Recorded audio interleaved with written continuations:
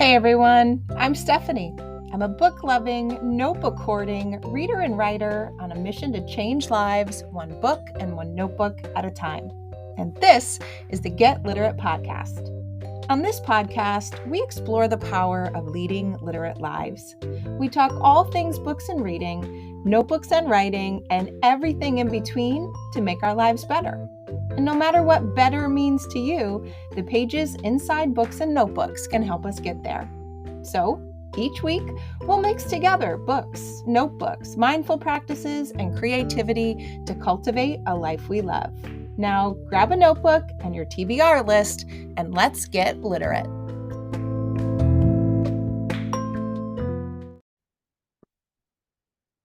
Hey everyone, welcome back to another episode of the Get Literate podcast. We are trying something different today. A few weeks back, I recorded an episode on all things bibliotherapy. That was episode 25, and I went over what bibliotherapy is, what it means to me, how I do it, and how you might do it too. I got a lot of great feedback on that episode, and I collected a lot of comments. I added some posts on social media asking more about the questions you might have on the topic, and I got even more things to think about. Here's some of the things that you want to know about bibliotherapy, a concept that I love and a concept that I am constantly learning more about so that my reading life can help me grow through what I go through and make my actual life better. Here are some of the questions that I collected. How do we find time to read and make it a priority? Do you read differently when you're doing bibliotherapy? And yes, I'm saying that in air quotes. How can I mark up my text so that I can really find the lessons inside of the pages? Should I even mark up the text? How do I know what books to read? What books are going to be best for me? What books I should read next? Which kind of books are good for bibliotherapy? How can I make connections from my bookish life to my real life? How do I know what connections to make? And then how do I actually make that connection?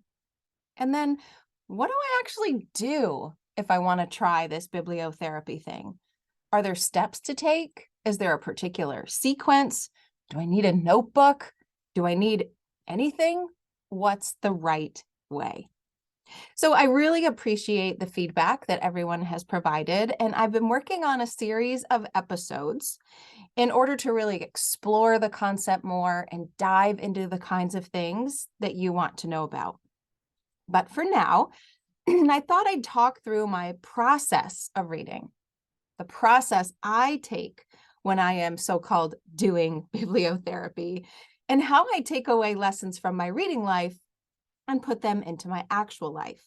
By talking through what this process looks like with one particular book that I've read recently, I'm hoping to answer a lot of the questions you have, maybe even pique your interest even more, and just walk you through what it might look like using a book that I've loved. So, first up, we need to address the topic of time. How do you find the time to read books in the first place? And then how do you find the time to so-called do the work of bibliotherapy, right? If we want to have a really solid reading life, and this applies to our writing lives too, there are really three things we need to think about. We need to think about our reading habits, those daily practices that ensure that we make time for reading in our day. We need to think about our reading hearts. We need to make sure we're reading books and engaging in reading practices that actually light our heart on fire, that actually make us feel good so that we keep doing it. And we also need to think about our communities, who and how and where we share the books that we're reading to give us a sense of FOMO and just keep the whole reading life thing going over time. But the very first step in building a reading life and the very first step of thinking about bibliotherapy are our daily habits. We need to have habits and opportunities in place every day to read, because after all, if we don't read, we can't apply those lessons that we're learning in the pages of the book to our actual life to make it better. So the very first step in bibliotherapy is carving out just a little bit of time every day to read. If you remember from a previous episode, it only takes 6 minutes of reading a day in order to reap all sorts of physical and mental and emotional benefits. We can all find 6, and I'm going to challenge you to find just 10 to 15 minutes a day in your daily life that works for you. Now, for me, how do I find the time to read? Well, I'm starting to think that I'm a little bit of a unicorn because I'm realizing that not as many people think that this is an appropriate time to read, but I am a very early morning person. I always have been, but then when the kids came along, I really leaned into it.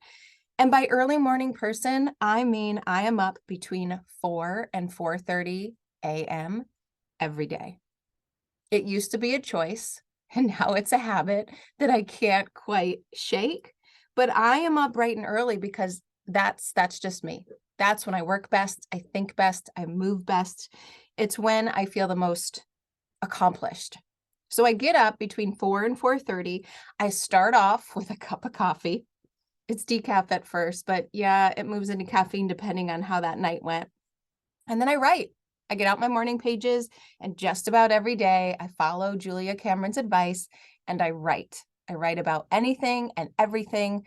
I write stream of consciousness. I write guided reflections. I have morning page experiments that I try, but I basically take 20 minutes to write. And then I take some time to move. I exercise every single morning because it just makes my physical body feel better. Now, nothing drastic. I'm not doing CrossFit or the old Insanity DVDs.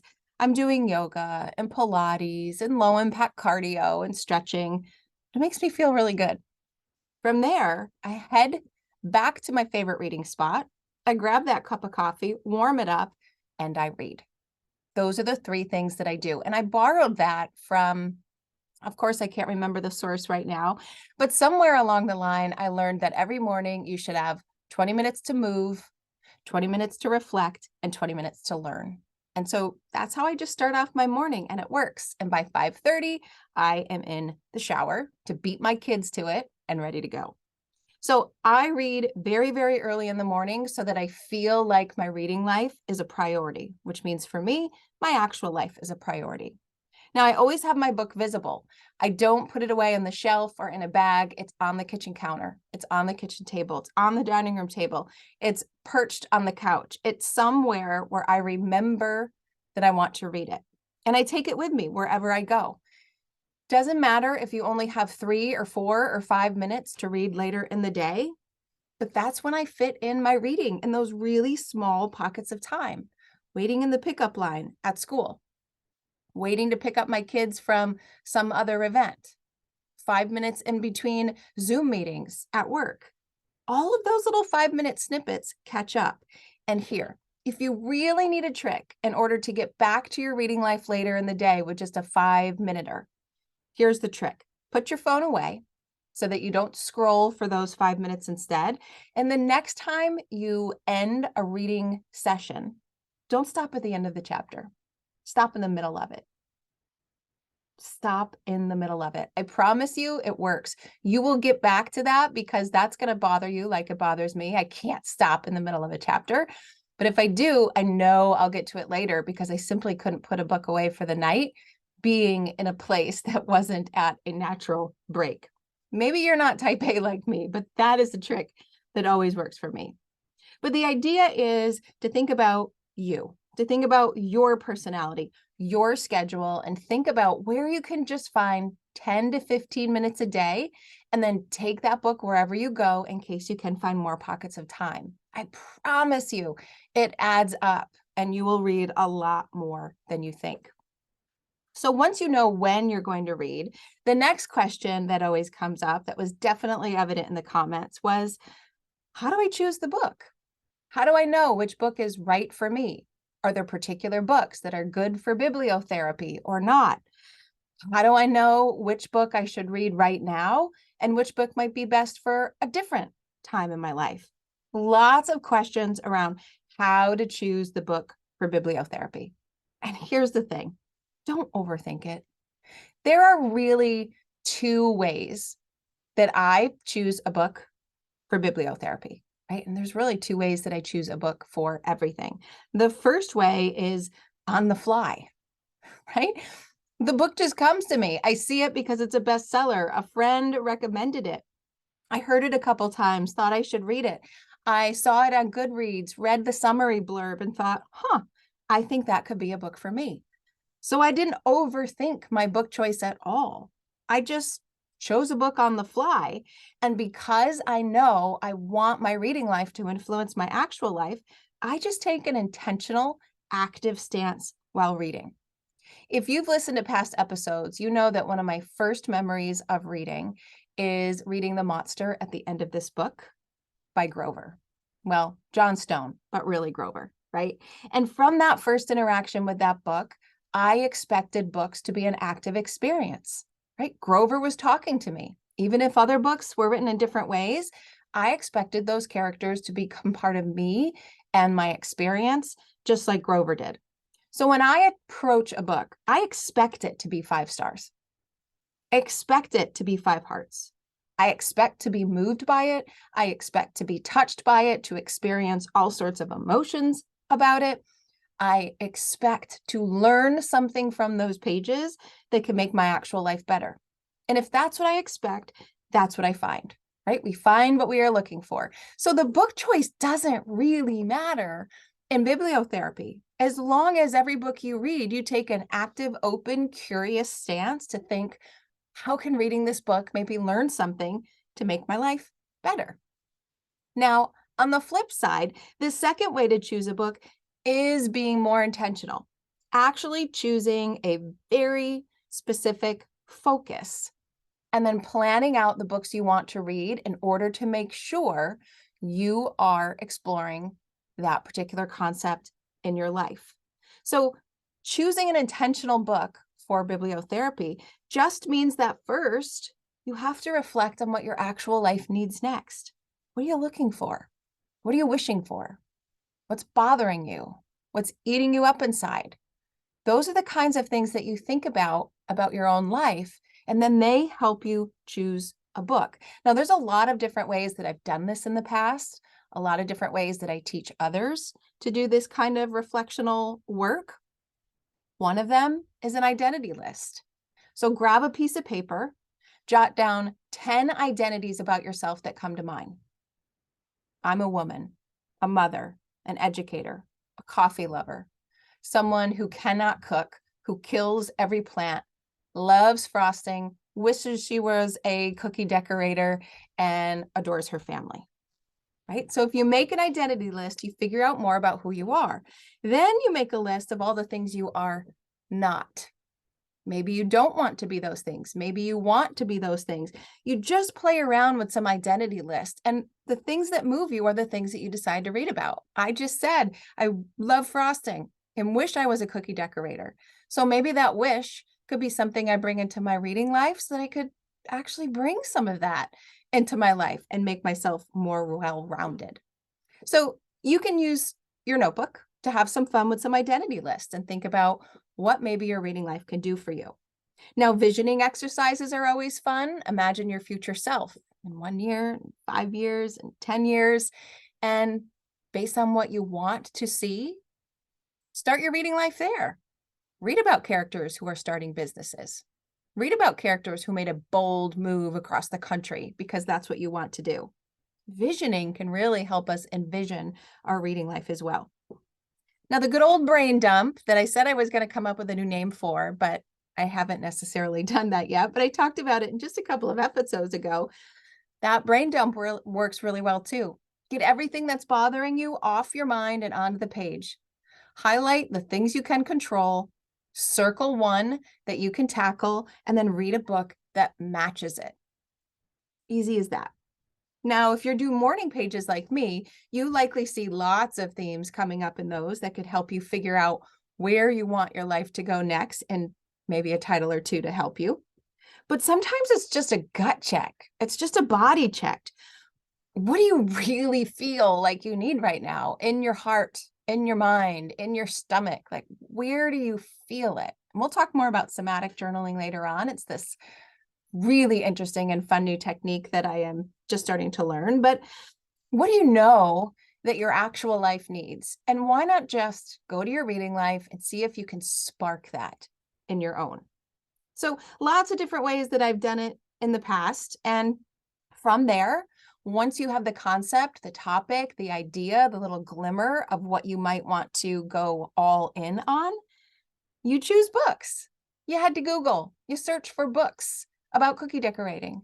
You go to your favorite blog sites like Modern Mrs. Darcy and the Literary Lifestyle and Mind Joggle, and you look at those book lists and you pull them. Of course, you can go to illitlife.com and look at some of those lists too, or you can just send me an email and ask me, tag me on social media, and I can read your feed and suggest a book based on what I see in your social media feed. All sorts of ways that you can find these books, but the idea is to find them, to stack them up, right? Don't just put them on a digital list. Get them in your possession from your favorite indie or from your library. Stack them up so they're visible and just start reading. Now, we do this kind of work inside my Get Literate Patreon community. Every month, we choose a different theme, and then I create a collection of books around that theme to help you bring it to life in your actual life. One book recommendation a day. So even if the theme of the month, the theme of the current month, isn't exactly what your reading life and your actual life needs right now, you can browse all of those past calendars, print them out into this beautiful year-long calendar. And when you need that word, you need that theme, you got your books. They are there to go. And I'm playing around with packaging those calendars so that they're much easier to get access to and to search to. So if you've got ideas for that, you can send them to me at stephanieaffinito@gmail.com. Now, this particular book that I am finally going to share with you, I promise, in just a few minutes, this was an on-the-fly book for me. This was not an intentional bibliotherapy focus. And I did it on purpose because I wanted you to see there really is no such thing as doing it one right way. So this was an on-the-fly book that I saw a couple of times. And I do have a rule that if someone or somewhere or some website shows this book to me 3 times, it's my sign. I have to read it. And the first time I saw this book, I knew I would love it. I loved the premise. I wanted to read it. And as expected, I was pretty moved by it. But before I actually reveal that title, I want to get to the next question. Once you know the book you're going to read, how do you read it? How do you read books differently for bibliotherapy than for so-called regular books? Is there a special process? Do you have a special reading log, a journal? Do I have to annotate in the margins a certain way? Here's how you read a book for bibliotherapy, however you want. Seriously, yes, I have a book journal, but no, I don't put every book I read in it. Yes, I have sticky notes galore and sticky flags and book darts, but no, I don't always use them. And yes, I've got a quote notebook for all of the quotes that I love from my books, but no, I don't always collect them. There is no rule. There's no formula. There's no one right thing. There's no lockstep sequence that you have to follow. You read the book based on the purpose you have for it. Now, I've tried to really condense the different reasons I read for bibliotherapy. And I've got 5 categories right now. And I'm toying around with a 6th, but I read to heal. I read to grow. I read to spark something new. I read to learn. And I read to transform. Now, I do different things inside the books that I read based on that purpose. So different practices for different reasons of reading. I might notebook. I might journal. Or I might create a Pinterest board. I might collect quotes. I may go on to Google Earth, take a peek. I might research and Google a particular topic. I might do something else. I might register for a local class. I might head online and join somebody's email list that I know that can support my life in that area. I do all sorts of different things for all sorts of different reasons. Now, in the past, I've never quite collected them all together and created some sort of guidebook, right? Like if you want to read to heal, then do this. If you want to read to spark, do this. But based on your questions, I'm thinking maybe a blog post or an episode on that might be something you're interested. So let me know about that. But basically, I do different things based on the different reasons for reading and on the books I have. Now, for this book, since I didn't really have a true purpose other than I just wanted to read the book and I wanted to learn from it because that's what I do for every book that I read, I just opened up. I opened up to the first page and I started reading, right? The key, though, is that I expect to gain insight from every book I read. I mentioned I expect it to be 5 stars. I expect it to be 5 hearts. So if I expect insight from a book to impact my actual life, I will find it, right? We get what we expect and we get what we are looking for. So as I read this particular book, I did flag some quotes. I did a lot of thinking, as I always do. And I wrote a lot in my notebook, right? So I did do all of those things, but I didn't necessarily plan on it. I didn't have a particular reason, a particular sequence. As I mentioned, there is no lockstep at all. And instead, I just decided I was going to let it go wherever it went. So are you ready to finally know what this book is? Okay. The book is The Keeper of Lost Things by Ruth Hogan. Now, let me share my online review that I posted on Goodreads to give you a little context of the book and how it moved me, and then I'll move into the practices I actually did to make those really come to life. There are some books that seem like they were meant for us, whether we needed to meet the characters, travel to the setting, explore a new concept or idea, or learn from the pages to make our own lives better. This book was that kind of book for me. I connected with so many of the characters in so many different ways, but I especially appreciated the central theme running through the book, being lost and being found. Anthony Perdue is the keeper of lost things, a job he bestowed on himself after losing 2 of the most important things in his life. He spent his days collecting lost things, imagining the story behind them, and keeping them safe to hopefully return to their original owners one day. But when life becomes too much for Anthony, he passes the role onto his beloved caretaker, Laura, a woman who is lost in her own life. But with the help of an unlikely friend and a budding romance, they all just might find their way. Oh, I loved this book. I think you can tell. The lost and found theme in this book really resonated with me here. Things were lost and found. People were lost and found. And each of those things and each of those people made life-altering impacts on the other characters. As I was reading it, I couldn't help but be reminded of another book, Textbook Amy Krauss Rosenthal by Amy Krauss Rosenthal. This is a delightful book about life and living, and she's got so many mixed formats in it that really draw the reader in. And on one of the pages, she urges readers to think about something that they've lost and the impact that it had. And while it's not the same as the keeper of lost things, Anthony, one of the main characters, he would literally bring those lost objects to life in his writing. So for every lost object he found, he would make up a story of how and where and why the object was lost in the first place and the significance behind it. He actually ended up creating all of these, combining all of these stories into short story collections that earned him pretty nice accolades as a writer, really showing the power of writing to impact human connection. I loved it. I loved the writing inspiration. So that's what I decided to do. Right? There was no rule, but since the lost and found theme moved me, and since I was thinking about Amy Krauss Rosenthal's prompt and how Anthony talked about his objects with writing, I did it too. I got out my notebook and I wrote about something that I had lost and the impact that it still has today. And this thing was lost, gosh, almost 10 years ago now. And that thing, the thing that still haunts me, the thing that I'll still think about on almost a monthly basis, I just can't stop, is my son's blue blanket. My youngest, and youngest by 12 minutes because my younger children are twins, but my youngest had this blue blanket that he adored. It was given to him at birth. It was this really soft, felt like fabric. It had his name and his birthday and his height and weight embroidered into the corner.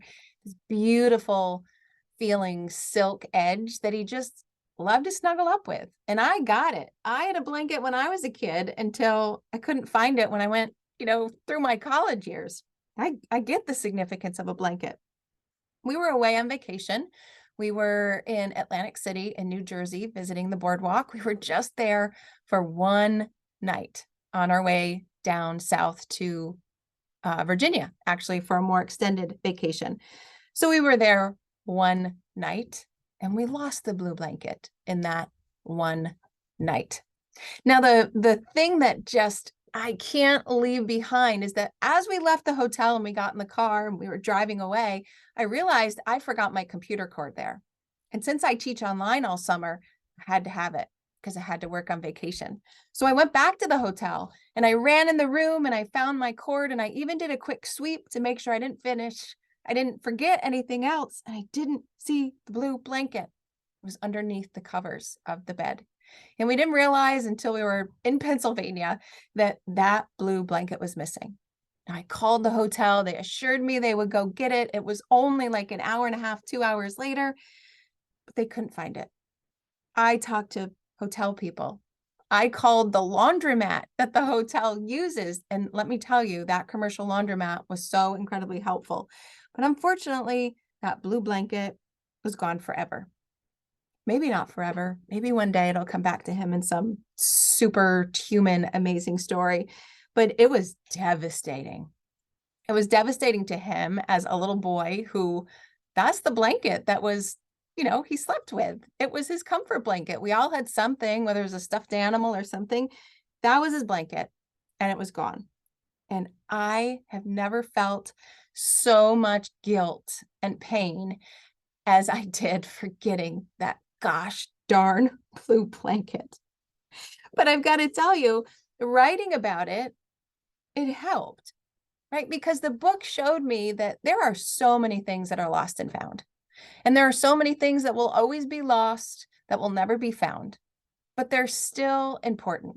And writing about those stories kind of reminds us of their importance and that even if they're not here now, they once were, and they impacted our story.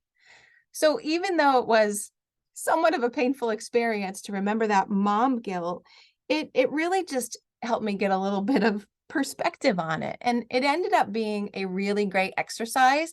And then I ended up writing some shorter pieces about some other things that I had lost too. And then I rewrote one of them. And I thought, what if it was a different story? What if I was like Anthony and I could just rewrite how and why it got lost and what the ending was?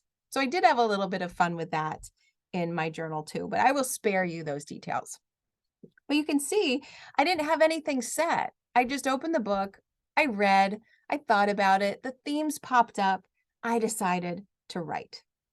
You might not, and that's okay too. Now, what comes next? What happens when the book is done? That was a question that came up. Is there something that we have to do to make sure those lessons stick? Now, honestly, I am not a big after reading activity kind of gal. I think it's because of my time as an educator when I saw far too often so many curriculums and well-meaning standards makers require teachers to literally beat a book to death with comprehension questions or dioramas or projects or proof that the book was read. I just want to let the book seep into my soul. That's it. I wish we could do the same for kids. So not much comes next for me. If I do anything, I just do what might feel right. I might add the book to my book journal and decide to create a full page. Maybe I go back and I collect my quotes and I jot them in my notebook, but maybe I don't. Maybe I just leave them on sticky flags, or I just leave them. Maybe I write in my notebook like I did here for the Keeper of Lost Things. Maybe I make some sort of change in my life. Maybe I call a friend to reach out or reconnect or even share the book. Maybe I just had to Google and I decided to spend a couple of minutes researching something that interested me from the book. For this book, I actually did do some Googling on the patron saint of lost things, which was a really nice connection that was made in the book.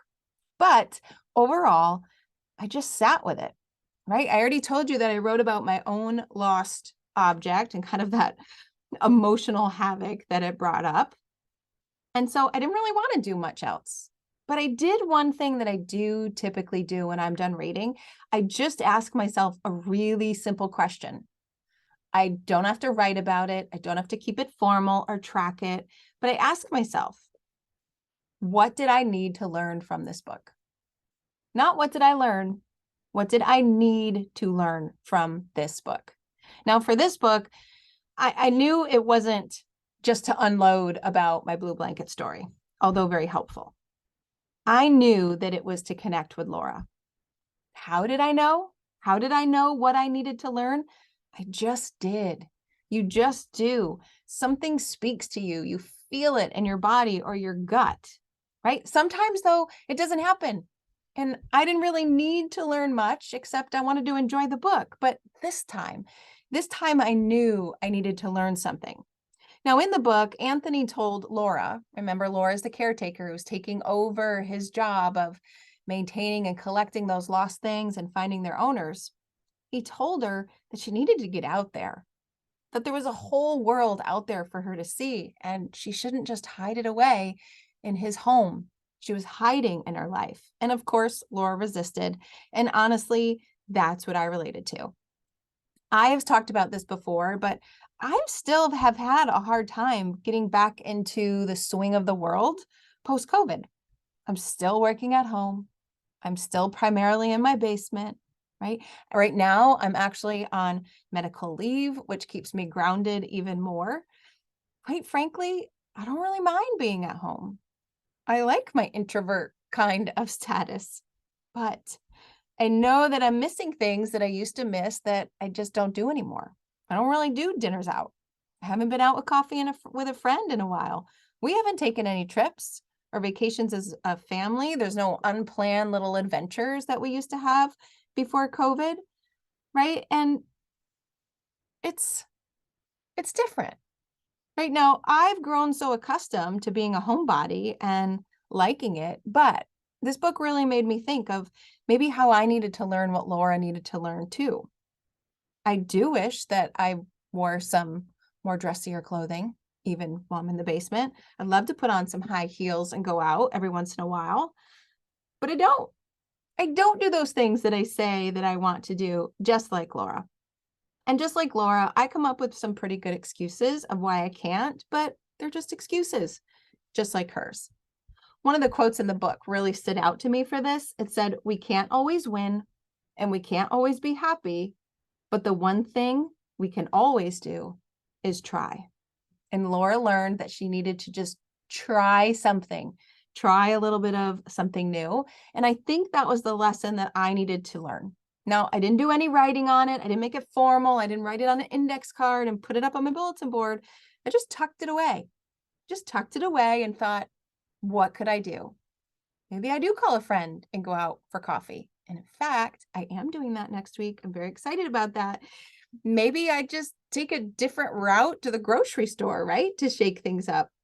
Nothing big, nothing formal, no notebooking, no book journal for this book, no social media post, just a quiet reflection that the book had an impact. That's what books can do. So what about the last step? The very last step of bibliotherapy is to simply rinse and repeat. Just keep doing it. Just keep doing it again and again. And I've got a couple of methods for choosing which book to read next. Once I finish one, how do you make that decision of where to go, especially if you are really trying to grow your bibliotherapy self-practice? Well, number one, if you did create an intentional themed collection for yourself, the obvious choice is to go to that collection and just simply grab the next book. The second method is one that I call the staircase method. And that's if you're not quite sure where to go, you build on the book you've just read. So you think about the book and you think about what you liked or what you needed, and you think, what could the next step be? If I enjoyed reading a book about lost things and patron saints, maybe I branch out to another book on that topic. If I enjoyed reading more about one of the characters who had Down syndrome in the book, maybe I go to another book that has another perspective like that. You just take one little step away from your current book to your next book that has that theme threaded through it. And the third way to choose your next read is, well, anything goes. Just choose one, right? The idea is that you just make this your own. There is no right answer, right? Sometimes when I choose a book, I go through the same process of bibliotherapy and I get out my notebook, and sometimes I don't. Sometimes I go more formal. Sometimes I go more informal. It's just whatever I want to do. The bottom line is this: I want my reading life to support my actual life. So that means I get to decide. I get to decide what kind of reading life I want to have so I can have the kind of actual life I want to have. It really is that simple, this concept of bibliotherapy. And figuring out the process is the fun part. There's no right answers. It's just exploring more into your reading life, bringing in your writing life, and of course, learning about yourself along the way. So I hope this very different episode gave you a little glimpse into how I practice bibliotherapy in my own life. And I'm wondering, what are your questions? What do you want to know more about? Tell me. You can find me on social media at AfinitoLit. Send me a direct message and let me know what aspect of this kind of bibliotherapy work you want to dive into. Or as always, you can head to the show notes at alitlife.com. Now, I do plan to pull together a couple more episodes a little bit later on based on the feedback that you've given me and hopefully will give. And I'm also working on a spring workshop on the topic too. Just a virtual 1 to 2 hour workshop where we could just join together and people who are interested in this work to flesh it out even more. People who want a little bit more of a guidebook, of a manual of sorts, to show them the different directions they could go in and really make it a guided experience. So if you want to be the first to know when that workshop is coming, be sure to join my mailing list. That's easy to do at alitlife.com, or you could just send me a message on social media as well, and I can add you to it for you. So that's it for today. I will see you later on in the next episode, and happy reading, everyone.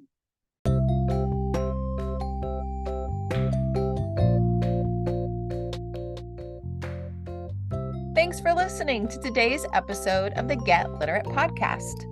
You'll find links to all the books, resources, and ideas mentioned in the show notes and at alitlife.com.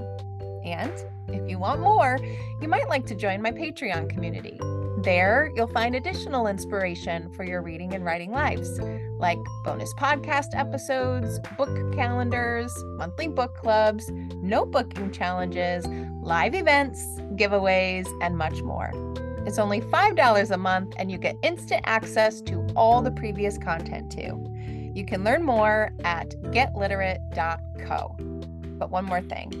If you love what you listened to today, please take a moment to rate and review the podcast, or take a screenshot of the episode and text it to a friend. This helps the podcast grow and builds our bookish and notebookish community too. Thanks so much for listening.